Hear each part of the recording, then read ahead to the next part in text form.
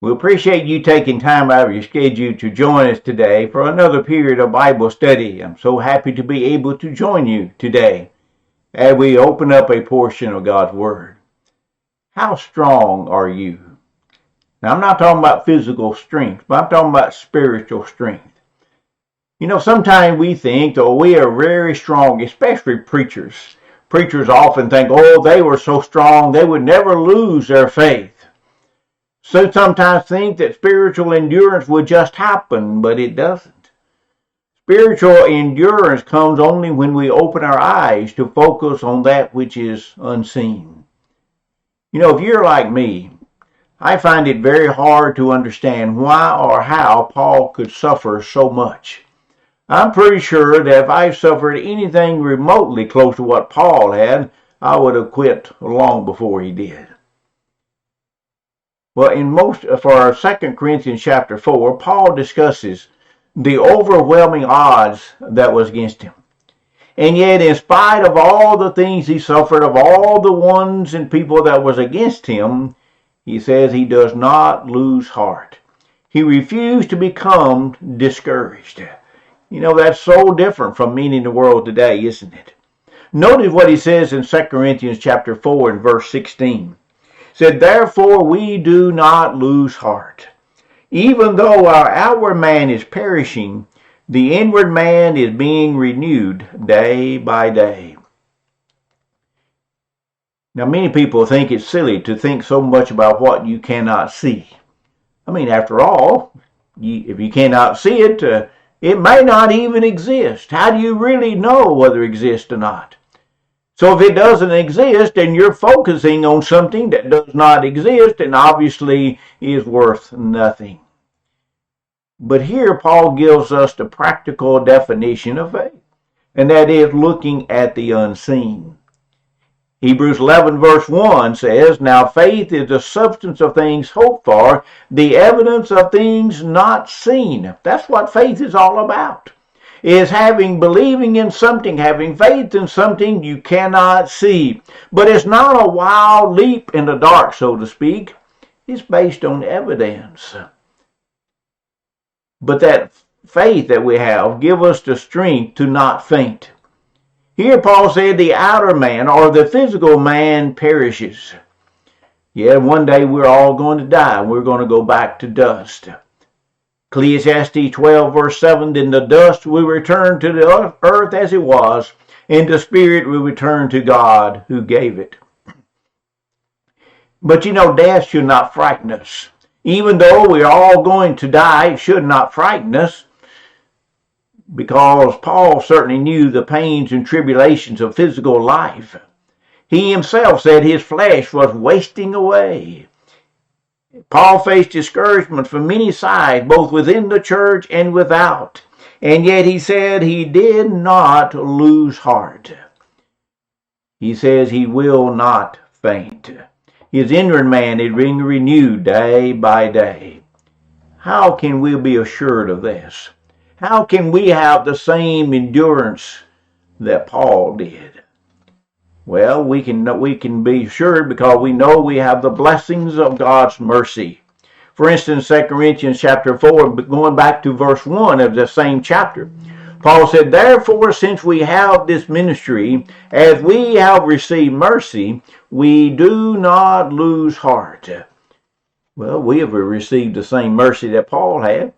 We've received forgiveness of our sin. We've received the grace and mercy of God just like Paul has. So why should we lose heart as well? And we should not lose heart because one day we're going to reap. Galatians 6 and verse 9. Paul there says, and let us not grow weary while doing good, for in due season we shall reap if we do not lose heart. Notice there the calm assurance that Paul is saying, we can rest assured that we will reap a blessing of reward if we do not lose heart. You see, that's the key, though, is not losing heart.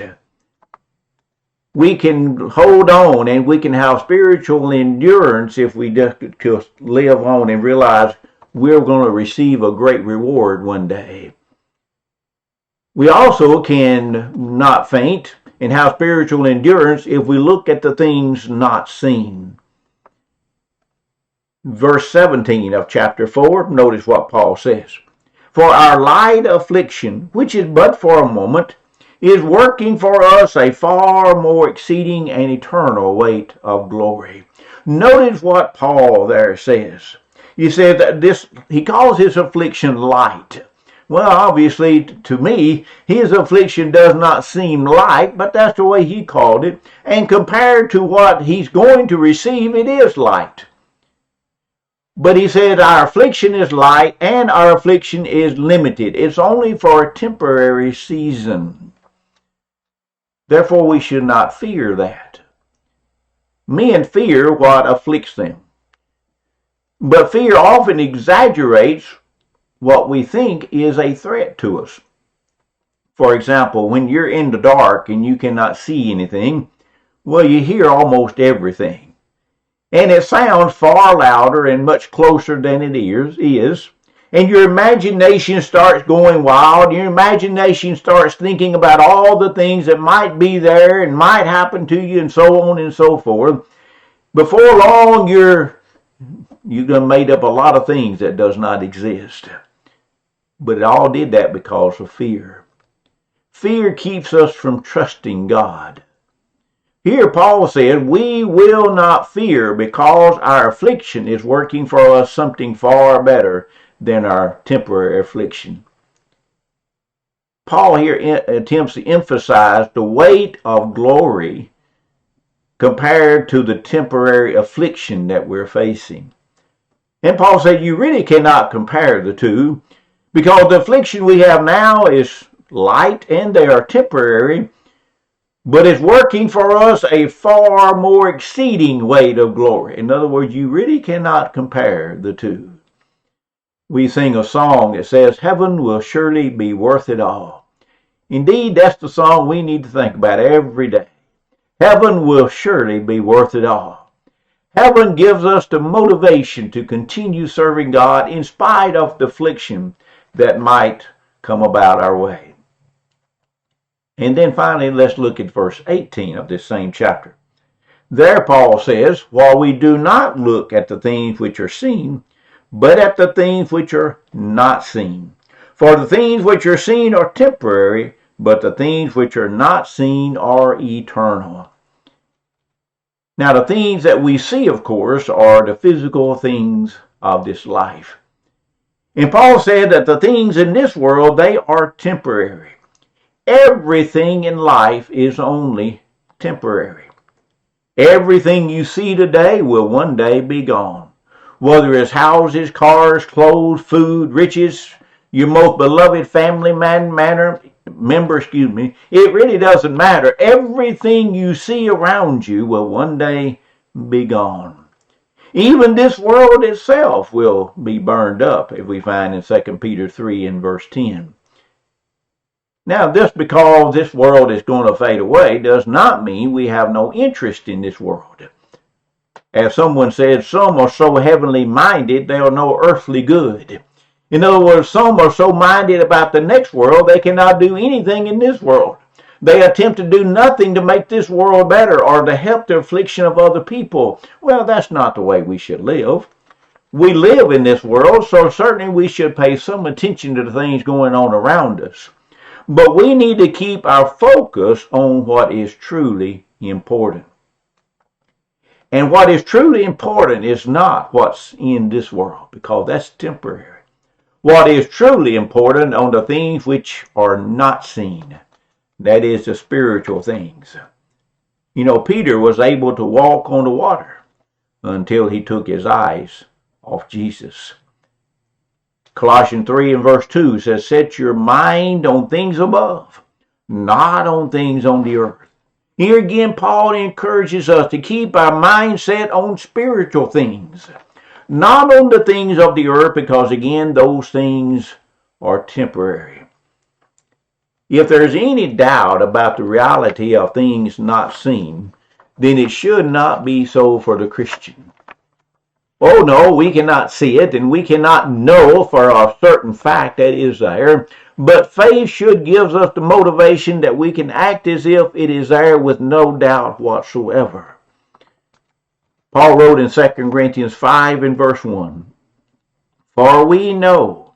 Notice he starts out by saying, we know. This is not something doubtful. This is not something that he's mistaken about or possibly might be wrong about. He said, we know that if our earthly house, this tent, is destroyed, we have a building from God, a house not made with hands, eternal in the heavens.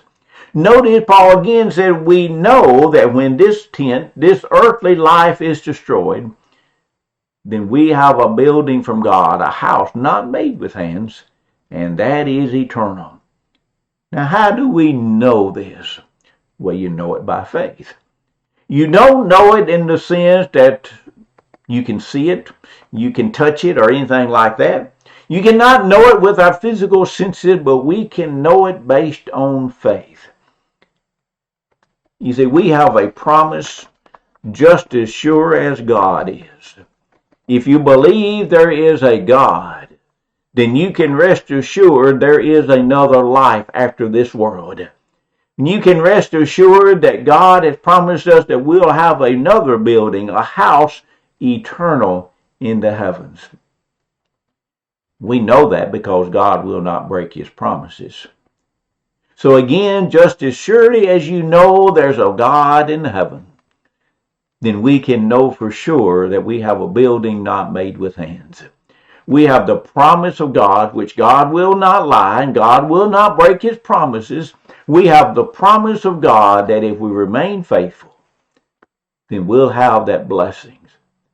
But that's the key to it, isn't it? We must not lose heart.